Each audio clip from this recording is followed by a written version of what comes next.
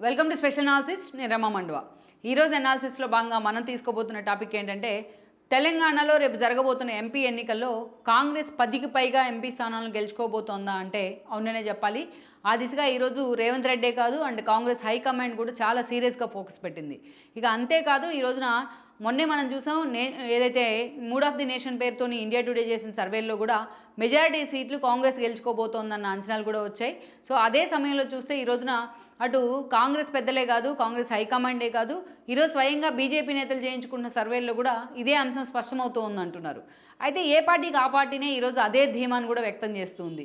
ఎందుకంటే కాంగ్రెస్ మొన్న మెజారిటీ సీట్లను అధికారం దిశగా 64 సీట్లను కైవసం చేసుకున్నప్పటికీ అటు మల్కాజ్గిరి లాంటి చోటు నుంచి రేవంత్ రెడ్డి వాళ్ళు ఎంపీగా ఉన్నప్పటికీ ఆ పరిధిలో ఉన్న అసెంబ్లీ స్థానాల్లో ఒక్క సీటును కూడా కాంగ్రెస్ కైవసం చేసుకోలేకపోయింది. పూర్తి స్థాయిలో అక్కడ బీఆర్ఎస్ఏ క్లీన్ స్వీప్ చేసిన పరిస్థితి ఉంది. అటు జేహెచ్ఎంసీ కానీ, హైదరాబాద్ కానీ, ఇటు రంగారెడ్డి కానీ. సో అందుకే ఈసారి టీఆర్ఎస్ మాత్రం అదే ధీమాతో ఉంది. మెజారిటీ సీట్లను తాము ఎలాగూ లూజ్ అయిన సీట్లను ఈసారి ఎంపీ ఎన్నికల రూపంలో గెలుచుకుంటామనే ఒక పూర్తి స్థాయిలో స్ఫూర్తితో అయితే బీఆర్ఎస్ నేతలు అయితే వర్కౌట్ చేస్తూ వస్తున్నారు. సో అభ్యర్థుల వేట్లో కూడా ఆల్రెడీ కేసీఆర్ వాళ్ళని ఫైనలైజ్ కూడా చేయబోతున్నారన్న కొన్ని లీక్లు అయితే వస్తున్నాయి బయటికి. ఇక బీజేపీ కూడా ఎప్పుడు అసెంబ్లీ ఎలక్షన్స్ అంత సీరియస్గా తీసుకొని బీజేపీ మొన్న 8 స్థానాలు వచ్చిన తీరుతో ఈసారి నిజంగానే అలర్ట్ అయింది.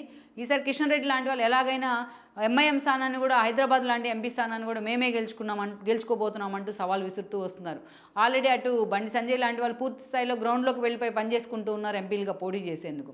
ఇక వేరే కాంగ్రెస్ విషయానికి వచ్చినట్లయితే మొన్న ఏదైతే అటు ఈవెన్ అన్ని స్థానాల మీదే కాదు, అటు రాయలసీమ ఏదైతే రంగారెడ్డి జిల్లా అండ్ దెన్ ఏదైతే హైదరాబాద్ నుంచి తమ పొరుగు అయితే పోయిందని కాంగ్రెస్ ఫీల్ అవుతూ వస్తుందో అక్కడ కూడా ఆయా స్థానాల్లో కూడా ఈరోజు కాంగ్రెస్ జెండా పాతాలని రేవంత్ రెడ్డి వర్గం అయితే భావిస్తోంది. అందుకే రేవంత్ రెడ్డి చాలా సీరియస్గా ఒక కొత్త ప్రయోగాలకైతే ఇక్కడ తెరదీశారని చెప్పుకోవాలి. అందుకే ఈ క్రమంలోనే అటు బీఆర్ఎస్ నుంచి కూడా కొంతమంది నేతలు అయితే ఈరోజు కాంగ్రెస్ వైపు వెళ్తూ ఉన్నారు. అటు ఈటెల లాంటి వాళ్ళని, కొండా లాంటి వాళ్ళని కూడా తిరిగి పూర్తి స్థాయిలో కాంగ్రెస్లోకి రప్పించేందుకు కూడా రేవంత్ రెడ్డి లాంటి వాళ్ళు ప్రయత్నం అయితే చేస్తూ ఉన్నారు. సో ఇలాంటి సిచ్యువేషన్లో రేపు ఎంపీ ఎన్నికల్లో ఏ పార్టీ మెజారిటీ సీట్లు కైవసం చేసుకోబోతున్న అంచనాలు కూడా చాలా సీరియస్గా జరుగుతున్నాయి. 2018 ఎన్నికల్లో కేసీఆర్ అధికారాన్ని చేపట్టిన తర్వాత రెండోసారి ముందస్తు ఎన్నికల్లో, తర్వాత 2019లో కొద్ది రోజులకి ఎంపీ ఎన్నికలు రావడం జరిగింది. ఆ ఎన్నికల్లో కేసీఆర్ కారు సర్కారు 16 అన్న నినాదంతో ఎన్నికలకు వెళ్ళారు. మొత్తం తెలంగాణలో 17 ఎంపీ సీట్లు ఉన్నాయి. అందులో 16 స్థానాలు మావే అని చెప్పి కూడా కేసీఆర్ అండ్ కేటీఆర్ ఆ రోజు ఎన్నికల ప్రచారం చేస్తున్నారు.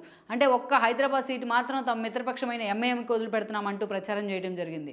కానీ ఊహించని విధంగా ఆ ఎన్నికల్లో కేసీఆర్, ఎందుకంటే అంతకంటే ముందే 3 నెలల ముందే ఎమ్మెల్యే ఎన్నికల్లో పూర్తి స్థాయిలో టీఆర్ఎస్ అధికారంలోకి వచ్చింది. అది జరిగిన మళ్ళీ 3 నెలల తర్వాత ఎంపీ ఎన్నికల్లో కారు సర్కారు 16 అన్న నినాదంతో టీఆర్ఎస్ వెళ్ళినప్పటికీ కేవలం 9 స్థానాలకు మాత్రమే ఆ రోజున టీఆర్ఎస్ పరిమితమైంది. అదేవిధంగా ఆ సిచ్యువేషన్లో మనం చూసినట్లయితే ఎంఐఎం ఒక స్థానాన్ని గెలుచుకుంది. అండ్ దెన్ బీజేపీ ఆ రోజు 4 ఎంపీ స్థానాలను గెలుచుకుంది. ఆ తర్వాతే అప్పుడే 4 ఎంపీ స్థానాల్లో బండి సంజయ్ కానీ, ఓ కిషన్ రెడ్డి కానీ, ఓ అరవింద్ కానీ, ఓ బాబురావు కానీ. అప్పటి నుంచే కాంగ్రెస్ బీజేపీ పూర్తి స్థాయిలో కేసీఆర్కి పోటీ ఇచ్చే దిశగా ఒక దుబ్బాక మొదలుకొని, ఒక గ్రేటర్ మొదలుకొని, అదేవిధంగా ఒక హుజురాబాద్ వరకు వెళ్ళిందని అనుకోవాలి.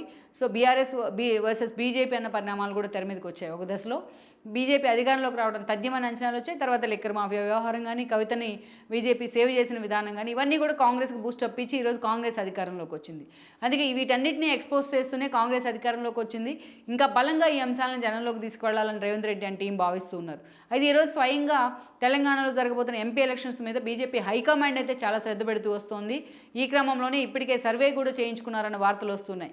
ఈవెన్ స్వయంగా అమిత్ షా లాంటి వాళ్ళు ఇన్వాల్వ్ అయ్యి సర్వే సొంతగా చేయించుకున్న సర్వేల్లో పూర్తి స్థాయిలో కాంగ్రెస్కి 10 ఎంపీ సీట్లకు పైగా రాబోతున్నాయి. మరో 2 ఎంపీ సీట్లను కాంగ్రెస్ అదనంగా గెలుచుకున్న ఆశ్చర్యం లేదన్న ఒక సర్వే రిపోర్ట్ బీజేపీ పెద్దల చేతుల్లో ఉందని కూడా చెప్తూ ఉన్నారు.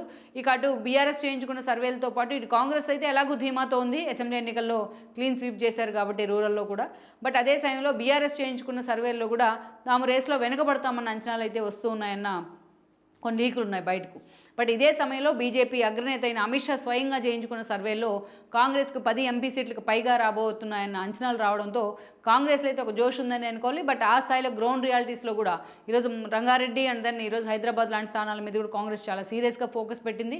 మరి నిజంగా బీజేపీ అగ్రనేతలు చేయించుకున్న సర్వేల్లో కూడా కాంగ్రెస్ ఎక్కువ ఎంపీ స్థానాలకు కైవసం చేసుకుని వస్తున్న అంచనాలతో ఈరోజు బీజేపీ అధిష్టానం కూడా అలర్ట్ అయింది. అదే స్థాయిలో బీజేపీ స్థానిక నేతలను కూడా అలర్ట్ చేసే ప్రయత్నం అయితే చేస్తోంది. మరి ఇప్పుడున్న పరిస్థితుల్లో నిజంగా కాంగ్రెస్ ఎన్ని ఎంపీ స్థానాలను కైవసం చేసుకుంటుంది అన్న దాని మీదే రేవంత్ రెడ్డి సర్కార్ భవిష్యత్తు కూడా ఉండబోతుంది అన్నది వాస్తవం.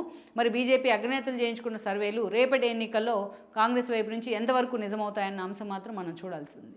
ఈ వీడియో మీకు నచ్చినట్లయితే please share, like and subscribe R24 Telugu.